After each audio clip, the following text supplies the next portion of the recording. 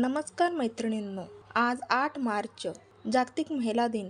संपूर्ण जग आज महिलांचा गौरव करते. पण तुम्हाला माहिती आहे का, भारतात महिलांच्या हक्काची आणि सन्मानाची खरी पायाभरणी 2500 वर्षापूर्वी तथागत बुद्धांनी आणि आधुनिक काळात डॉक्टर बाबासाहेब आंबेडकरांनी केली होती. आज या विशेष व्हिडिओमध्ये आपण पाहणार आहोत स्त्री मुक्तीचे बौद्ध विचार, तथागत बुद्धांचा क्रांतिकारक निर्णय. मैत्रिणींनो, ज्या काळात स्त्रियांना दुय्यम मानले जायचे त्या काळात तथागत गौतम बुद्धांनी एक ऐतिहासिक पाऊल उचलले.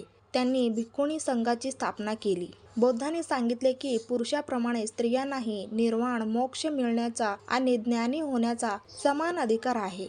जगातील पहिली स्त्री साहित्याचा ठेवा मानला जाणारा थेरीगाथा हा ग्रंथ बुद्ध काळातच लिहिला गेला, ज्यामध्ये स्त्रियांनी स्वतःच्या स्वातंत्र्याचे अनुभव मांडले आहेत. डॉक्टर बाबासाहेब आंबेडकर महिलांच्या हक्काचे कैवारी. आता वळूया आधुनिक भारताच्या निर्मात्याकडे. डॉक्टर बाबासाहेब आंबेडकर म्हणायचे, मी एखाद्या समाजाची प्रगती त्या समाजातील महिलांनी किती प्रगती केली आहे यावरून मोजतो. बाबासाहेबांनी केवळ भाषणे दिली नाहीत, तर हिंदू कोड बिल आणून महिलांना वडिलांच्या संपत्तीत वाटा, घटस्फोटचा अधिकार आणि दत्तक घेण्याचा अधिकार मिळवून दिला.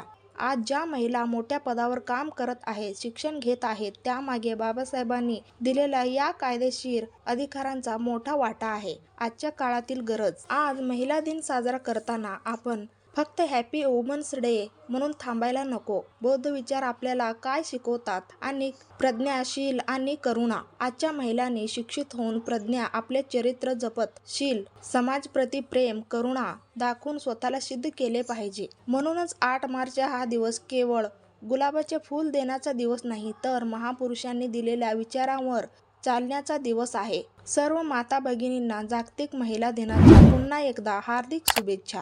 जर तुम्हाला ही माहिती आवडली असेल तर व्हिडिओला लाईक करा. इतिहासाचा हा आरसा आपल्याला सत्याची जाणीव करून देतो. जर तुम्हाला हा ऐतिहासिक प्रवास आवडला असेल तर हिस्टॉरिकल मिररला नक्की सबस्क्राईब करा आणि हा व्हिडिओ जास्तीत जास्त लोकांपर्यंत पोहोचवा. पुन्हा भेटूया अशाच एका ऐतिहासिक विषयासह. धन्यवाद. जय भीम. नमो बुद्धाय.